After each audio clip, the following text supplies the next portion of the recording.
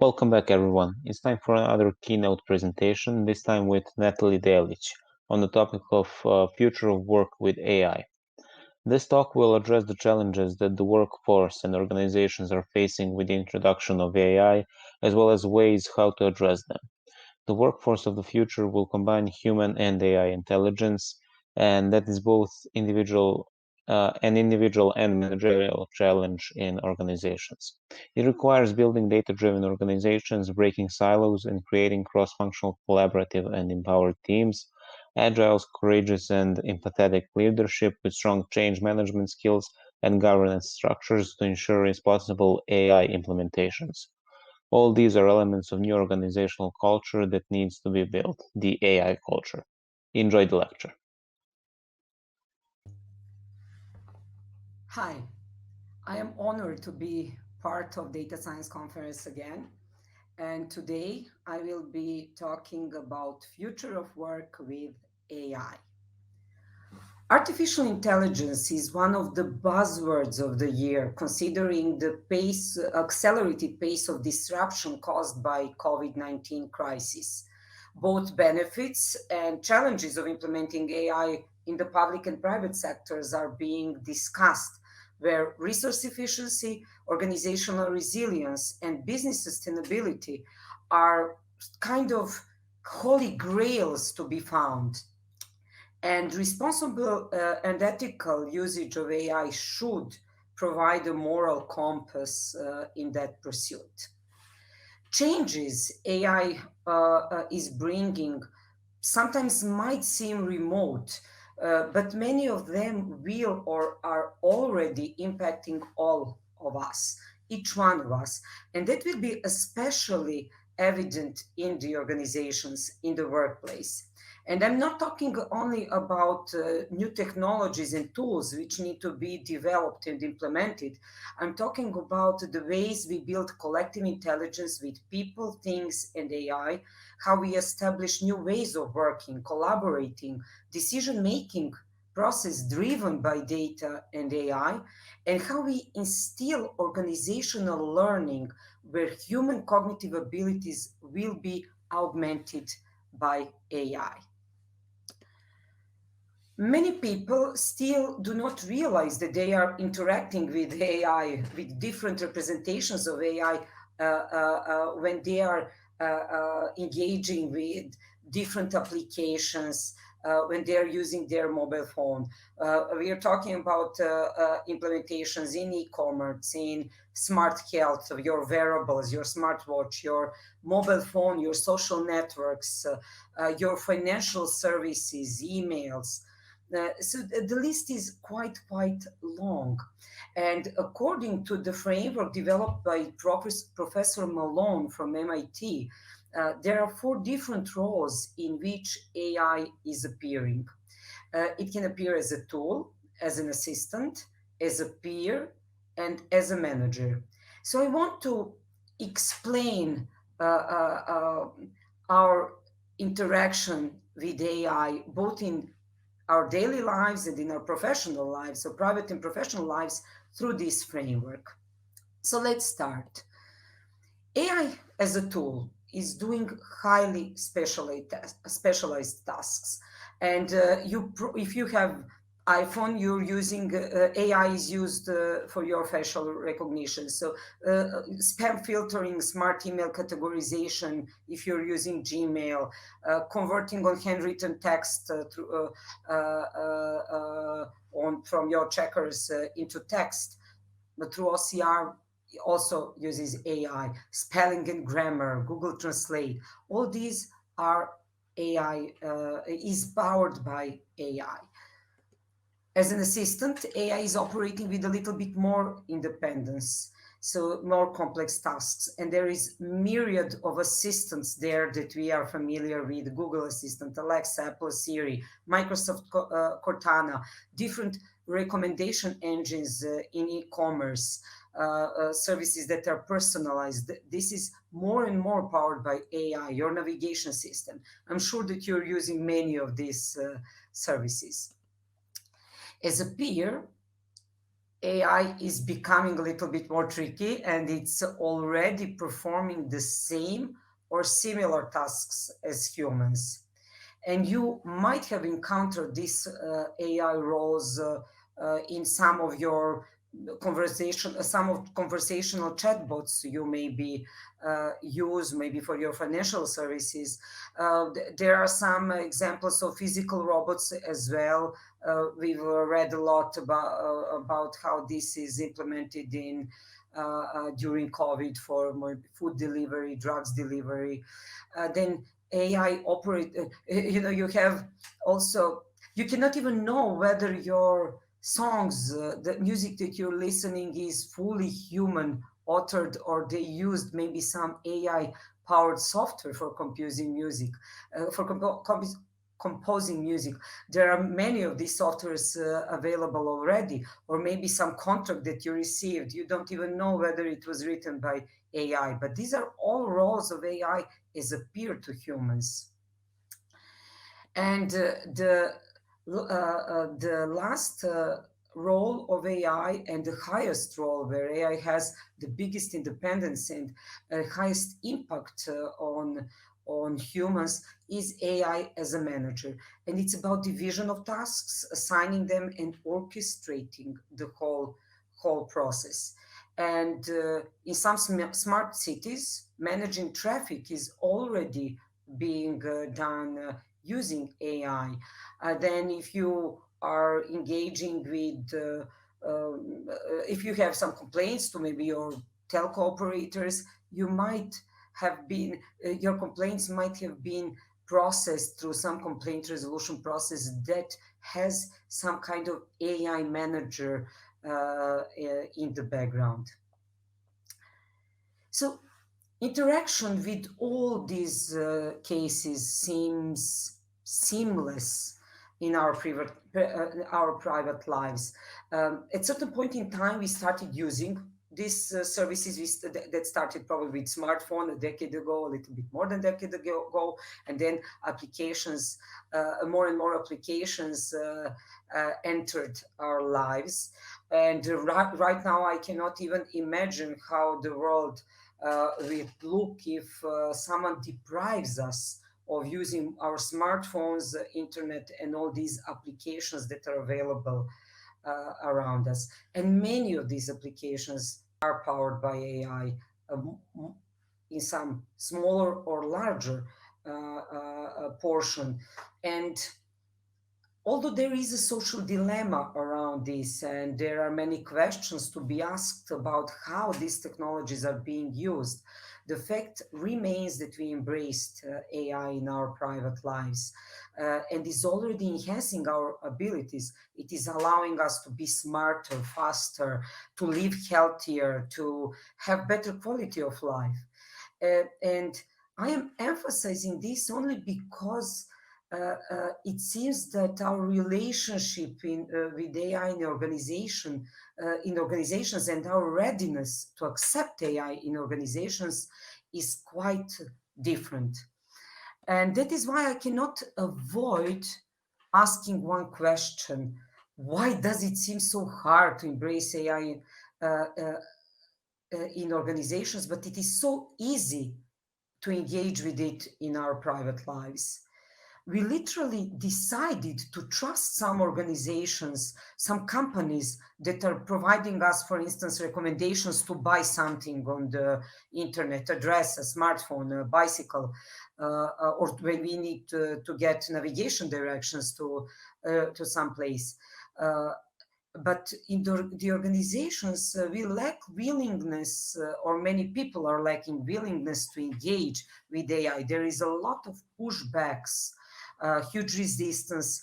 We see many AI projects being very successful as experiments and in proof of concept phase, but very hard to come to commercial launch, and very hard to scale them through organization, to scale this way of work through organization. And as a leader responsible for digital transformation and introduction of AI technologies, I have been giving a lot of thought to this question in the recent years. And I believe one crucial difference between our private and professional engagement with AI is in perceived value of engagement, of interaction with AI. Let me explain that a little bit more. In our private lives, engaging with AI is intuitive process. Even if we do not understand what is happening behind the action that we are doing and whether there is AI or not, the perceived value of that application, for instance, is pushing us to make trade-offs with our privacy, with our security, with our spending, with how we spend our time and how we spend our money. We do not question if those actions were ethical. If I get recommendations for some dress, I liked it, I spent the money, I could immediately imagine myself wearing that dress. I felt some satisfaction of it, and I might not even need it because I have 10 other dresses in my closet, and it might have been too expensive. And there is a question whether they really respected my privacy or they used some data to personalize this service and to make me buy this.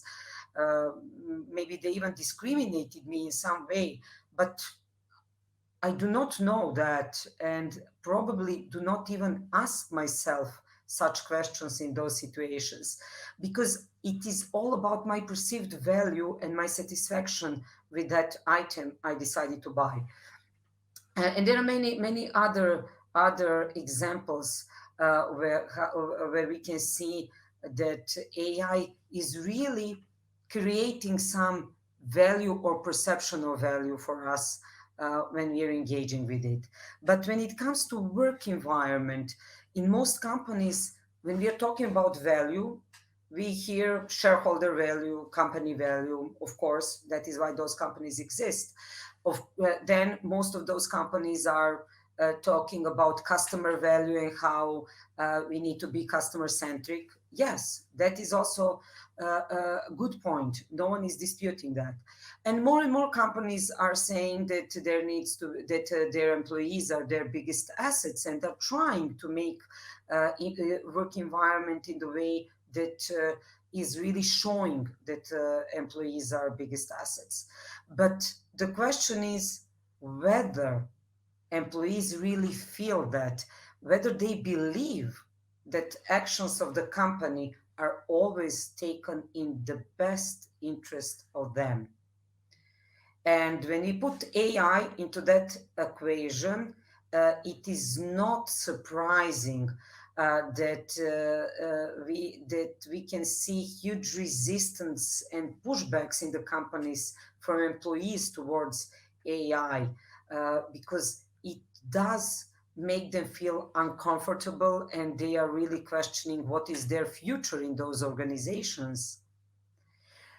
And that is why I believe that success of AI implementations will largely depend on, on the ability of an organization to create and show value of AI, not only to customers and shareholders, but to employees and managers too. So let's then understand how AI can create value in organizations, and how managers should engage to reflect that value on employees, not only to build awareness, but to get their buy-in for change and for embracing AI. Earlier, I explained what AI roles exist in our private lives, but let's try to understand different AI roles within organization and how they are creating value and what kind of resistance can we expect from them.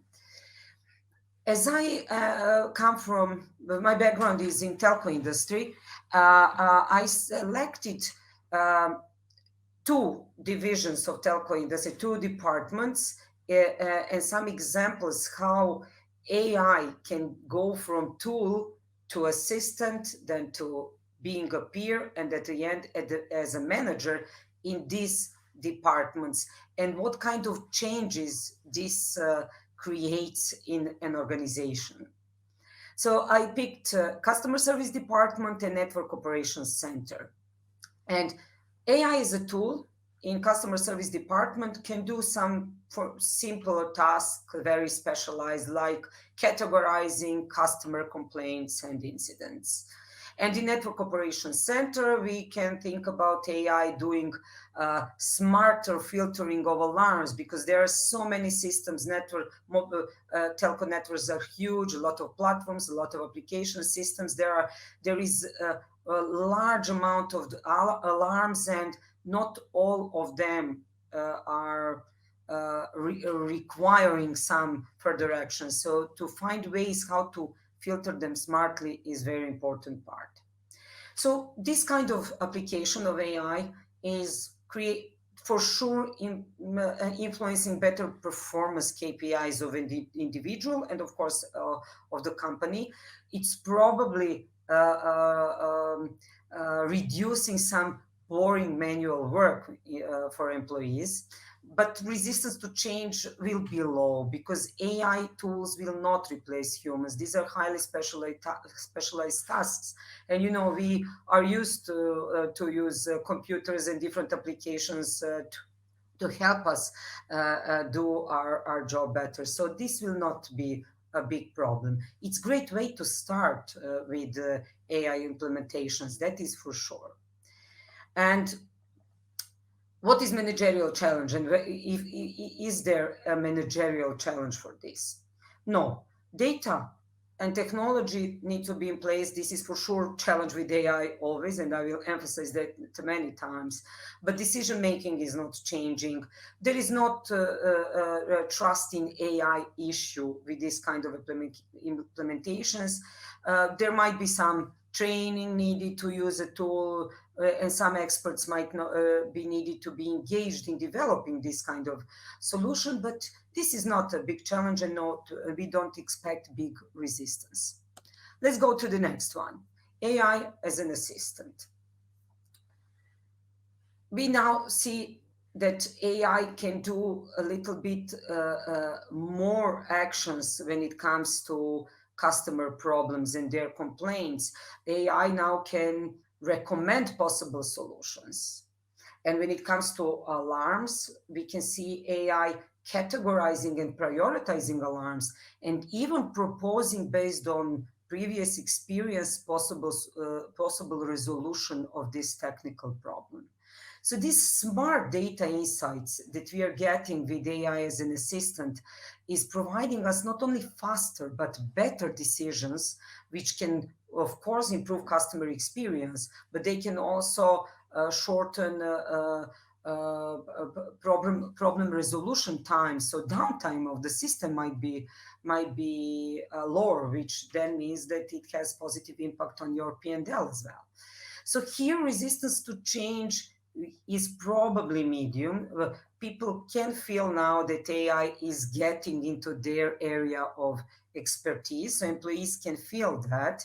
Managerial challenge increases because trust in AI now is required. So you need to build this trust, and you need a little bit more understanding of how AI works, how it's providing these results. So some reskilling and upscaling has to start here. And since you have this new role of AI, you also need to think about new human roles required in this the chain of business process, and some roles that are performing training and maintaining of these algorithms, of these solutions are important. And if you're dealing with sensitive data, maybe with some customer data, this might open also some ethical questions. So you have to start thinking about responsible AI implementation. But things are getting much trickier when AI takes the role as a peer. Here in customer complaints, we can see AI as a peer writing response to certain types of customer complaints. This process will be supervised by humans, and humans will be there, but there is already some type of autonomy for this AI implementation and for certain type of problems, response will be automatically written.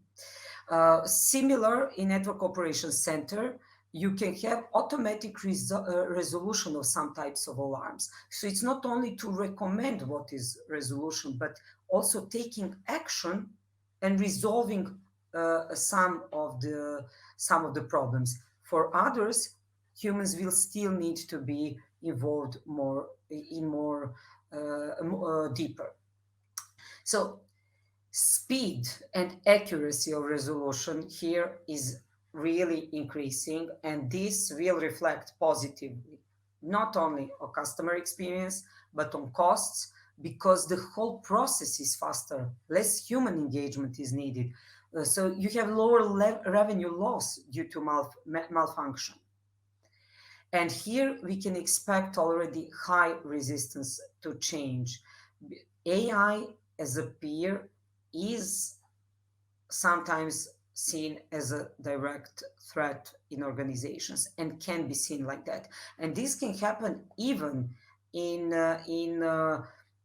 organizations in technical areas where you would expect that technical people are more open to this kind of applications, but actually every human will have a challenge and will need to think about this, how to engage with AI as a peer in their job. This is something that should not be underestimated. And this means that the managerial challenge is really increasing. So, of course, data and technology, again, are even more complex. You need more in order to create these kind of solutions. But now trust in AI is of crucial importance. You need to have deep understanding of how AI works and how AI will do some really human-like activities. Reskilling and upskilling is mandatory, and these new human roles are really, really important, because you now need to have your subject matter experts engage really a lot into building these kind of solutions and ensuring that they are working properly all the time, that something does not change in a way that the results become that the results do not reflect what is expected to be. Responsible AI by design is mandatory in this kind of applications. So you need, when you are thinking about developing this kind of applications, you need to think about ethical and responsible AI. And one of the big changes with this kind of AI applications is the decision making is moving towards expert level, towards teams that are working with this kind of AI, and you have less managerial engagement in this decision making process. So this means that employees are becoming more empowered to make decision and take action where action is happening. This is very important change in organizational setup. It changes organizational dynamics. And it's preparing organization for the next step, which is AI as a manager. So what do we have? What are we talking about now? In customer service, this might mean that AI is really through the part of some intelligent automation of customer complaint process. And that means that this AI manager is getting complaints, understanding them, categorizing them, finding possible solution, dispatching them for resolution to different people or different other machines, and then is orchestrating this process and sending back the response to customers. So orchestrating these activities is what it means that AI is a manager. Similarly, in Network Operations Center, We can see AI now upgraded to a role of orchestrating task and workforce management for field operations, both in predictive and preventive maintenance activities. So you now don't think only about these alarms, but you're talking now about physical assets that need to be dispatched and for some actions to happen. And when you're doing this, you're taking into account the most optimal way how to do it. You're thinking in advance, and maybe you will send, if you need to send one team to one location to solve a problem, but you know that you have in 2 days scheduled maintenance activity in the location nearby. AI might realize this and combine these activities and immediately do both resolution of problem, but also proactive, preventive activity. This is where AI as a manager can really, really help. So, what do we achieve with these kind of applications? We achieve efficiency and quality. We are minimizing costs through optimal resolution of problems. We are freeing a lot of time of employees to engage with more creative and strategic tasks. And of course, this will encounter huge resistance from both employees and managers. So this time, this is also affecting more managers because they will start asking themselves, what is my role in this company if these activities are being done by AI? So managerial challenge really increases. And right now, decision making is given to AI, which requires huge trust and learning from both employees and managers in order to be able to give this trust to AI. But not only learning how it works, but also engagement in how this AI is developed. Um Managers are definitely having less power in decision making process, but in a way that they do not really need to deal with this breaking down of tasks and thinking about who is the best to take on some task.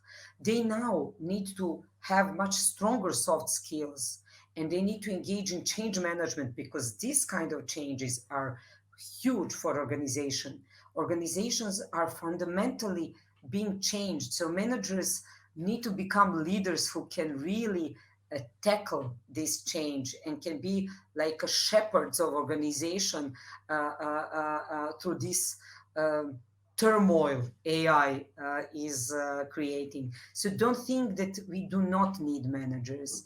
We need them, but they need to become really strong leaders. And that means, and why is that important? So we've seen how AI can really be upgraded from tool to manager. But in order to scale this to organization, we really need to think about how to instill organizational learning. Without that, it will not be possible. So let me explain what I mean about that. Yes, you have to have data and AI strategy, and you have to have technologies in place. And this will be built over time, and it will be stronger. Your knowledge base and your fundamentals will be stronger. But around that, you need to learn how to work with all this. And how does it start? You first need to, you will probably start from some discrete problem, but you have to have from the beginning agile, visionary, empathetic, and risk tolerant leadership. And this leadership will need to create value of AI for employees. I will talk a little bit more later what steps can be taken to really create this value for AI for employees. And these employees will engage and need to engage in some cross-functional, diverse, empowered teams. And this leadership, agile empathetic leadership needs to foster culture of collaboration, experimentation, and innovation. And as this is practiced, you might see more and more people getting on board, more teams appearing, working on some AI implementations, maybe still some discrete problems, but more and more in different functional areas, teams will be organized trying to use AI to improve business processes and to solve some of the problems they are facing. So this culture of collaboration then is spreading. As it is spreading and as it is being embraced, speed of innovation will increase of the whole organization. And the speed of innovation increases, your group intelligence increases, and your trust in AI will then start you will start trusting in AI more because you will understand more its abilities and its limitations. And as you trust in AI more, you will use it more in your decision making process. So decision making process will move from higher levels in organization to lower levels, to teams, and even to expert level. So that means that with time you will have less hierarchy in your organization. And as this cycle is being repeated around this data and AI strategy, trying to fulfill this data and AI strategy with technologies, AI technologies that you started using, you will find yourself at certain point in time that your organization is not anymore solving only some discrete problems, but that employees and managers are starting to reimagine business and operating models of the company. And that is actually the way how you scale AI through your organization. But let me explain a little bit more about how to create value of AI for your employees. I selected this part specifically because I personally believe that if we do not manage to do this, we will not be able to scale AI in organizations. This is definitely one of the most crucial parts and one of the most crucial aspects of scaling AI. So, start with being transparent and show that you care. What do I mean? Your employees are not stupid, and the worst thing that you can do is to try hiding things from them. Lack of transparency leads to confusion. That will lead to anxiety, and that will create really bad atmosphere in your company. So if some jobs will be redefined, maybe some jobs will cease to exist, you really need to be transparent about this, and this needs to be reflected in your company strategy. And what you need to do is to acknowledge that human job description will change with introduction of AI, and how this will change, and in which timeline. So it will change. You need to acknowledge it, how it will change, and in which timeline. I'm emphasizing this. But then the next one, you need to explain the value that you will create with AI for the company and how will that reflect to employees. My proposal is that you need to share part of that value with your employees. So if you're achieving efficiency, don't use it just to cut down number of employees. You will need these people. You need understanding of business processes. You need creativity and big picture that employees can provide you. So even if you need to downsize the company, share some of that additional value with employees, increase their rewards and benefits, for example. Let it reflect to their performance KPIs and their development plans. Next one, that if you're introducing AI roles, regard AI tool as a tool, as an assistant, as a peer, as a manager, you need in parallel to define new human roles. And there are many human roles that need to be defined, but organizations are a little bit slow in that regard. They are letting things be and not really taking charge and really structuring this process. And that is very important, and it will be easier for everyone. So, what are some of the roles? There are three categories that we can see: trainers, sustainers, and explainers. So these are not technical roles. Of course, you have technical experts dealing with data and AI technologies. We are talking now about roles where human workers will teach AI systems how they should perform. These are trainers. Then sustainers, to ensure that AI systems are operating as designed and that unintended consequences are addressed with the appropriate urgency. So I mentioned that before. You really need, when you give decision-making power to AI, you really need to observe, to monitor, and to act when you feel that this is not anymore working as it should work. And a third category, explainers, which are people that can bridge this gap between technologists and business leaders, which is also very important and not easy to be done. So it's not only about um, what AI can do and what is the opportunity, but you need also to think about limitations, because AI will not solve all your problems. And you should be aware of that, and you should teach the rest of the organization about that. So the next one is that you need to define clear path for reskilling and upskilling of your employees. And it would be great if you can create individual development program and to really address what they need to know, learn, and how they need to engage with this AI also in these new business processes. This will give them a sense that they have a future in organization, that you're thinking about them and not just trying to develop a solution that will replace them.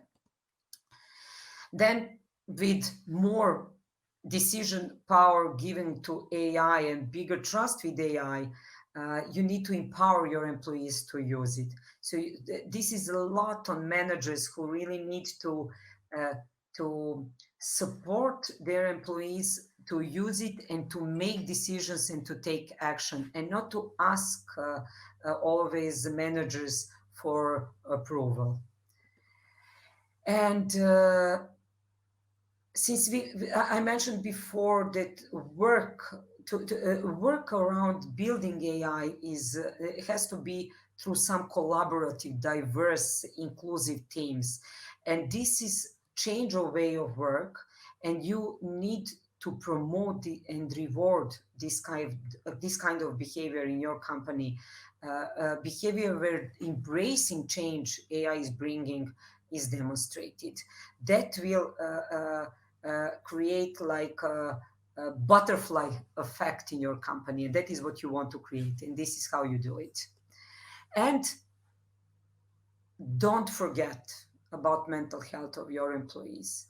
I am really asking you to think about this, because not everyone is able to accept changes at the same pace.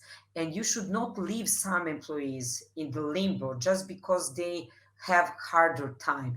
You should train them, counsel them, coach them, and help them cope with this new reality. So mental health of your employees is very, very important.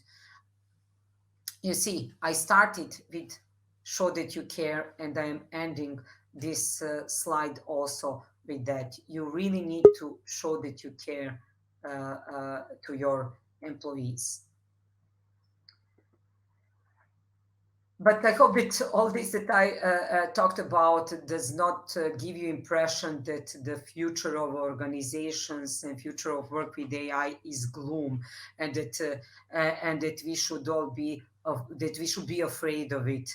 I want you to be aware that it will be totally redefined. The organizations need to be redefined from the structure they're having, from the roles people are having in that organizations, and from the technologies and ways how workflows are and business processes are being executed. So let's just summarize then. We will have redefined jobs, roles, skills, and workflows driven by data and AI technologies. Future employee has to be empowered to use AI to make decisions faster and better, and has to be actively engaged in developing those solutions and improving business processes. Future manager has to be agile, visionary, empathetic, risk tolerant leader who promotes experimentation and innovation and proactively applies change management techniques to address continuous changes. Future way of work is collaboration, where inclusiveness and diversity of knowledge and experience, augmented with AI, will create new competitive advantage through collective intelligence. And future organizations will be flatter with less hierarchy levels due to human AI decision making process, which allows decisions to be made where action is happening. This is the end of my keynote, and I am leaving you with the question: how is AI reshaping your work environment?